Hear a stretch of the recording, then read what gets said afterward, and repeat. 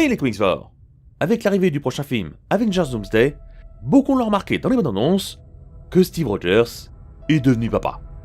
Et forcément, on pense tous que c'est avec Peggy Carter, l'amour de sa vie. Mais ce que peu de gens savent, c'est que dans les comics, Captain America a déjà eu plusieurs enfants. Certains sont devenus des héros, d'autres sont devenus des monstres, et certains autres encore ont connu un destin encore plus tragique. Aujourd'hui, on va découvrir 9 enfants de Captain America dans le multiverse de Marvel. Et si ce contenu vous plaît, n'hésitez pas à vous abonner, car j'ai vu que vous étiez très nombreux à ne pas être abonnés à la chaîne. Bref, on va commencer en douceur avec les jumeaux Rogers. Sur la Terre 22 795, Captain America a bien eu des enfants, mais pas de manière naturelle. Et surtout, pas avec n'importe qui. Dans cette réalité, Steve Rogers tombe amoureux de Wanda Maximoff. Tout commence dans une version alternative de l'événement Avengers Disassemble... Merde. Ça. Wanda, devenue instable, utilise ses pouvoirs pour créer une nouvelle réalité. Et dans cette réalité, elle donne naissance à 2 jumeaux avec Captain America. Mais cette situation ne dure pas, car plus Wanda utilise ses pouvoirs, et plus elle perd le contrôle. Les Avengers tentent alors de l'arrêter. Mais contre toute attente, Captain America s'interpose et décide de la protéger. Ensemble, ils affrontent les héros et parviennent même à les neutraliser. Mais le combat va vite prendre une tournure dramatique. Rogue parvient à toucher Wanda, ce qui perturbe totalement ses pouvoirs. Et dans un moment de panique, Wanda fait disparaître presque tous les héros. Comprenant que la situation était devenue incontrôlable, Captain America prend une décision déchirante. Il demande à Wanda de disparaître avec elle, en échange du retour des Avengers. Dans cet univers, les enfants de Captain America existent, mais leur création entraîne indirectement la chute de leur propre monde et la disparition de leurs parents. Ian Rogers. Voilà un enfant de Captain America très particulier. Et cette fois, on est bien dans l'univers principal, la Terre 616. Ian Rogers est un personnage assez spécial. À l'origine, il s'appelle Léopold et est créé dans la Dimension Z par son père, Arnim Zola. Mais contre toute attente, c'est Steve Rogers qui va l'élever. Coincé pendant des années dans cette dimension, Captain America recueille l'enfant et finit par le considérer comme son propre fils. De son côté, Zola tente à plusieurs reprises de récupérer Ian, allant jusqu'à le manipuler et lui faire subir un lavage de cerveau, mais malgré tout ça, Ian finit toujours par retrouver la raison, car pour lui, son vrai père, ce n'est pas Zola, c'est Steve Rogers. Finalement, Ian devient un héros sous le nom de Nomade, et il continuera de se battre en portant les valeurs que Captain America lui a transmises toute sa vie. Un enfant né d'un ennemi, mais devenu par choix le fils d'un héros.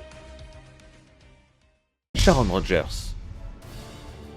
La Terre 415 ressemble étrangement à ce que l'on voit dans le trailer Avengers Doomsday. Captain et avec Peggy, ils ont un enfant ensemble et tout se passe bien.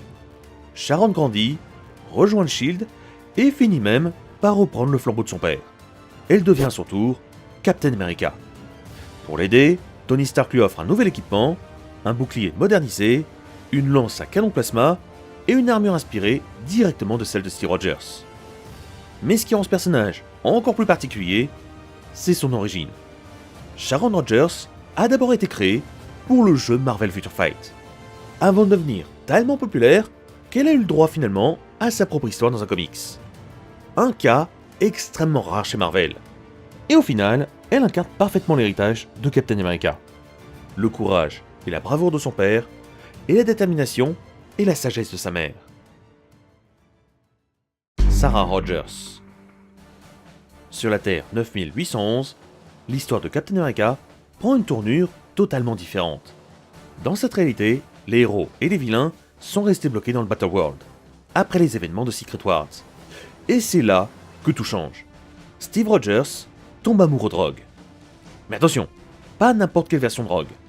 À ce moment-là, elle était dominée par la personnalité de Carol Danvers, ce qui permet enfin de contrôler ses pouvoirs. Et ensemble, ils ont une fille, Sarah Rogers. Contrairement à son père, Sarah possède de véritables pouvoirs. Elle peut voler, possède une force surhumaine et hérite directement des capacités de sa mère. Mais ça s'arrête pas là. Elle manie aussi le bouclier de Captain America et prouve même qu'elle est digne de sauver Mjolnir. Une combinaison unique. La puissance des mutants et l'héritage d'un Avengers. Mais ce qui rend Sarah vraiment impressionnante, c'est qu'elle devient une leader. Elle mène une nouvelle génération de héros, prête à tout pour protéger son monde, et ramène la paix coûte que coûte. La fille de deux légendes, devenue une guerrière, capable de porter leurs deux héritages. James Rogers. Sur la Terre 555 326, Captain America a une relation avec une femme qu'il côtoie très souvent. Et cette femme, c'est Black Widow.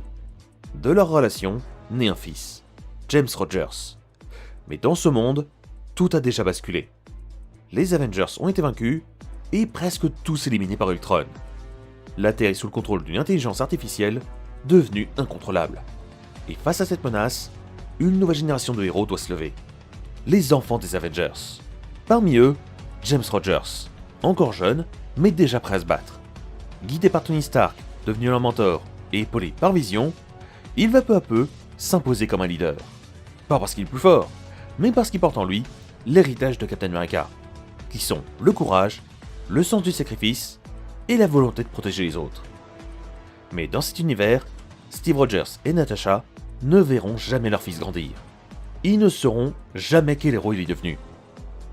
Une version, comme vous pouvez le voir, en animation, et pour celles et ceux qui veulent voir le film, il se nomme Next Avengers, Hero of Tomorrow. Steven Rogers 5. Sur la Terre 90 110, ce n'est pas un fils de Captain America que l'on suit, mais un descendant, Steven Rogers 5, un héritier de plusieurs générations dans un futur lointain. Nous sommes au 22e siècle, et dans ce monde, il est connu sous le nom de Commander America.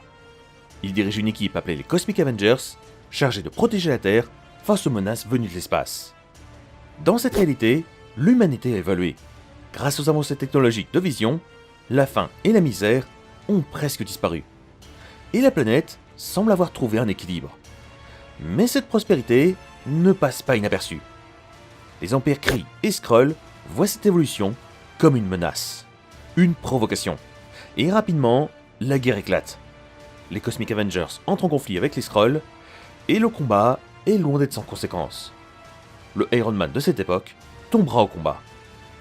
Dans ce futur incertain, Steven Rogers 5 tente de faire perdurer l'héritage de Captain America, dans un monde bien différent de celui que son ancêtre a connu. Un symbole qui traverse les générations, même face à une guerre galactique. Ellie Rogers. Sur la Terre 85 826, Captain America a eu une fille avec Sharon Carter, Ellie Rogers. Mais dans ce monde, tout a déjà basculé. Hydra a pris le contrôle de la planète. Presque tous les héros ont été éliminés, et les derniers survivants vivent cachés dans les égouts. Malheureusement, la base se fera attaquer, et Nomad et Ellie s'enfuiront pour rester en vie. Les deux derniers héros résistants. Contraints de fuir, ils sont finalement capturés et livrés au cœur même du QG d'Hydra. Pour la convaincre, Hydra tenta même de manipuler Ellie en faisant un lavage de cerveau à Steve Rogers. Ellie, folle de rage, attaquera son père avant d'être pris de violents spasmes. Alors que Yann la croyait perdue car elle était en train de se lier à un symbiote corrompu, il affronta seul Hydra mais tomba dans le vide. Ellie le sauva de justesse et ensemble, ils foncèrent vers l'ascenseur infini pour se rendre sur la Terre 616. Malheureusement, Ellie se prit un tir mortel et mourut dans les bras de Yann. Une fille de Captain America qui n'aura jamais arrêté de se battre pour la liberté et qui en mourra. Red Skull. Tous les enfants de Captain America ne deviennent pas des héros. Sur la Terre 1610, Steve Rogers a une relation avec une femme nommée Gale. Elle tombe enceinte, mais lorsque son enfant naît, son père a disparu, piégé dans la glace. Recueilli par l'armée, l'enfant grandit dans une base militaire. Les scientifiques ont un seul objectif, recréer le super soldat parfait. Faire de lui un nouveau Captain America.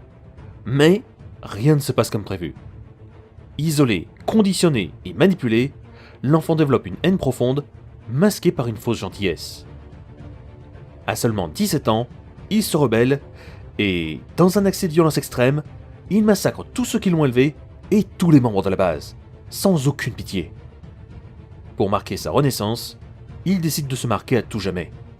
il s'arrache la peau du visage avec un couteau et prend le nom de Crâne Rouge. Sous cette identité, il devient l'un des terroristes les plus dangereux du monde. Assassinat, guerre et manipulation, il s'oppose même à Captain America sans que celui-ci ne sache la vérité. Jusqu'au moment fatidique. Face à face avec Steve Rogers dans un hélico, il lui révèle qu'il est vraiment son fils. Le symbole de l'Amérique a engendré son pire ennemi. L'enfant interdit. Si je vous disais que Captain America a failli être père, dans la timeline originale bien sûr, mais à cause d'une criminelle pas si connue, cet enfant ne verra jamais le jour. Après la mort de Captain America lors de la Civil War, Sharon Carter, complètement déboussolée, apprend avec un test de grossesse qu'elle est enceinte de Steve. Mais Hydra, qui revient à la charge, la force à retourner sur le terrain malgré le fait qu'elle soit enceinte. La jeune femme qui était manipulée mentalement se retrouve dans le QG d'Hydra et parvient finalement à neutraliser Sin, la fille de Crâne Rouge. Cependant, Sin se libère et un affrontement commence entre les deux femmes. Sin arrête les gardes par orgueil, voulant assassiner Sharon de sang-froid. De son côté, l'agent du Shield ne pensait qu'à une seule chose, sauver son bébé. Quand Crâne Rouge arrive dans le couloir, il est véritablement horrifié.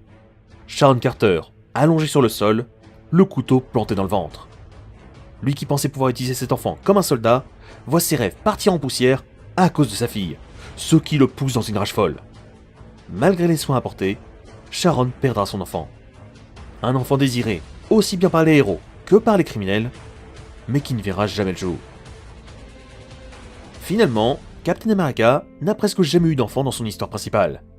Mais à travers le multivers, son héritage a pris des formes très différentes. Des héros capables de porter son bouclier, des leaders prêts à défendre le monde, et parfois même des monstres nés de son propre sang. Certains ont continué son combat, d'autres l'ont trahi, et certains n'ont même jamais eu la chance d'exister. Parmi tous ces enfants de Captain America, lequel vous a le plus marqué? Je vous laisse me dire votre réponse dans les commentaires, j'ai hâte de vous lire. N'hésitez pas à vous abonner si le contenu vous plaît, ça booste ma motivation. Et quant à moi, je vous laisse, et je vous dis à la prochaine les Comics Forts.